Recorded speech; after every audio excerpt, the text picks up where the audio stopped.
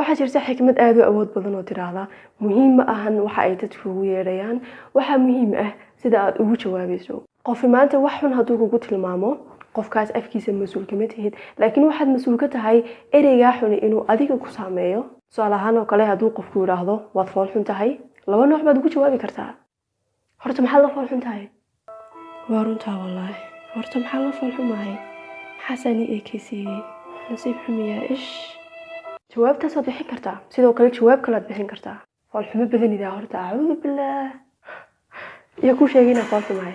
sideed ku ogaatay inaa fool xumahay? Soomaalidu waxay ku mahmahdaa mataqaanaa qof walba wuxuu ku moodaa sida uu yahay waad fool xun tahay. markaa qof kasta waxaad moodaysaa inuu sidaa oo kale fool xun yahay. carabkaaga marnaba ha berin inuu ka sheekeeyo ceebaha dadka kale, sababtoo ah adiguba ceeb waad leedahay, dadka kalena carab waa leeyihiin. arrin dembi weyn ah laakiin dhalinyar badan aysan dembi u haysanin. inaad qof muslim ah gaal ku tilmaanto, qofkaasi oon afkiisa wax caddayna laga haynin ama isagoo caddaysanin gaalnimadiisa.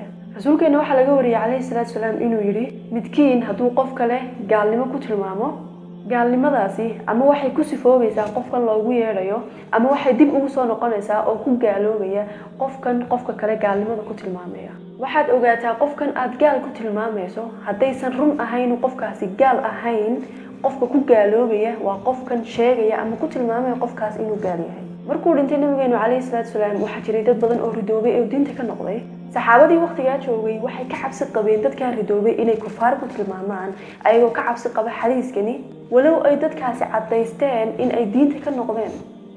waxaad raadinaysaa wax kaa maqan, farxadaad waxaad ku xidhaysaa waxyaabo aanad haysanin. waxaad iska dhaadhicisay waxyaabaha kaa maqan haddii aad heshid inay noloshaada isbedeli doonto. laakiin ka waran waxaasoo dhan hadday been yihiin? ka waran waxyaabaha kaa maqani marka aad heshid hadday noloshaada waxba iska bedeli waayaan? ka waran waxyaabaha aad farxadaada ku xidhaysidii hadday farxad ku siin waayaan? ka waran haddaad beri gaari weydo? nolosheenu ma taqaanaa 3 bay ka kooban tahay. waa shalay oon soo dhaafnay, maanta oon ku noolnahay, iyo berri oynaan garanayn inaynu gaarayno.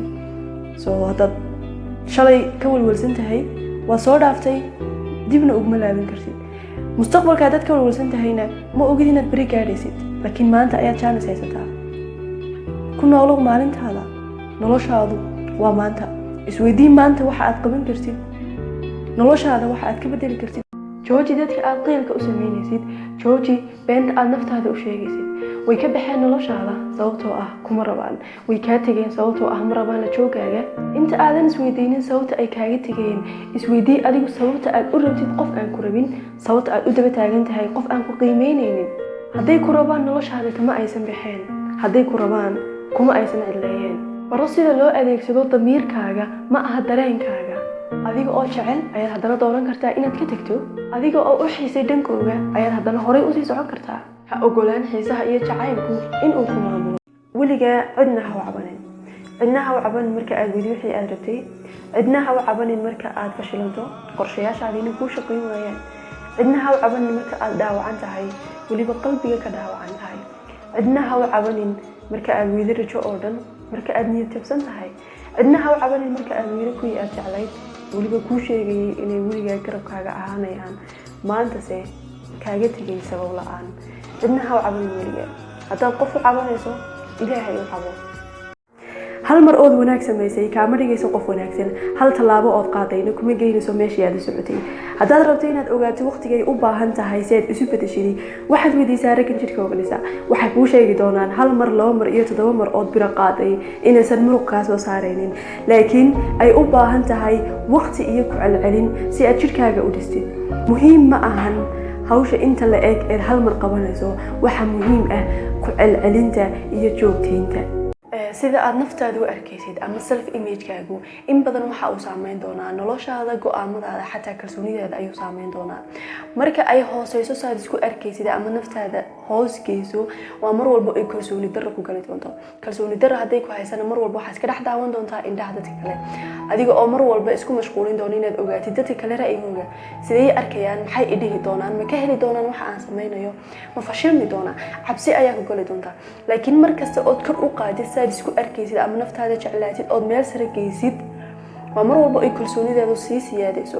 haddii aad naftaada kalsooni ku qabtana maxaad hiigsanaysaa meel sareed hiigsanaysaa soo maaha soo isku day in aad sare marisid ama aad kor u qaadid self image-kaaga xikmado muhiim ah oo ku anfici doona kaliya hadal marka aad isleedahay erayadeeda ayaa ka qiimo badan aamusnaantaada ogolow dadka khaldanay inay noloshaada ka baxaan si dadka saxda ahi ay u soo galaan qoraxduba waa keli haddana way ifaysaa waqtiyada adagi waxay soo saari doonaan qofka dhabta ah ee tahay noqo qofka aad jeclaan lahayd in aad aragto la joogista qof aan ku qadarinin ma ahan daacadnimo ee waa doqonnimo haddaanad runta xamili karin ha weydiisan dadka inay daacad kuu noqdaan muuqaalka qofku wuu isbedeli karaa laakiin waxaa weligeed jiraysa shakhsiyadda qofka runta ka hadal mar walba xataa haddii aad cabsanayso marnaba ha kibirin dadkana ha iska weynaysiinin waqtiga iyo waayuhu mar kasta way isbedeli karaan shimbirtu marka ay nooshahay waxay quudataa quraanjada laakiin marka ay dhimato quraanjada ayaa quudata shimbirta si walbood awood u leedahay haddana waxa kaa awood badan waqtiga iyo waayaha qofkii noloshaada oga baxa sabab la'aan adiguna oga aamus sabab la'aan daciifnimo maaha inaad qof jeclaato laakiin waxaa daciifnimo ah qof qalbigiisa inaad ku cayaarto qofkii raba inuu noloshaada ka baxo albaabka u fur si toos ah uga baxo kadibna albaabka xidho mar dambena ha u ogolaan qofkaas inuu albaabka ka soo galo hayri dagaalyahanku ma aha ka mar walba guuleysta ee dagaalyahanku waa ka mar walba dagaalama ilaahay subxaanahu wa ta'aala quraankiisa wuxuu noogu sheegay watilkal ayyaamu nudaawiluhaa bayna naas in maalmaha dadka loo kala badbedelayo mar aad xagga hoose jirtid iyo mar aad xagga sare jirtid mar aad faraxsan tahay iyo mar aad murugsan tahay mar aad guushaada u dabaaldegaysid iyo mar aad guuldarro meel la fadhidid sunnaha nolosha ayaana sidaa ah inay xaaladuhu isbedbedelaan soo hal khalad weligaa iska ilaali khaladkaasna wuxuu yahay marka aad guuldareysatid marka juhdigaagii iyo hawshii aad rabtay inaad qabatid ay kuu suurtageli weysid dib ha u fadhiisanin tallaabo dib ha u qaadin waxaad ogaataa inaysan maanta maalintaadii ahayn soo horey uga soco way soo socotaa maalintaadii okay soo ha isku dayin hawsha aad bilowday hadday marka ugu horeysa kuu suurtageli weydo inaad tallaabooyin dib u qaadid in aad fadhiisatid iska ilaali khaladkaasna waa khaladka ay dad badani qaadaan soo weligaa iska ilaali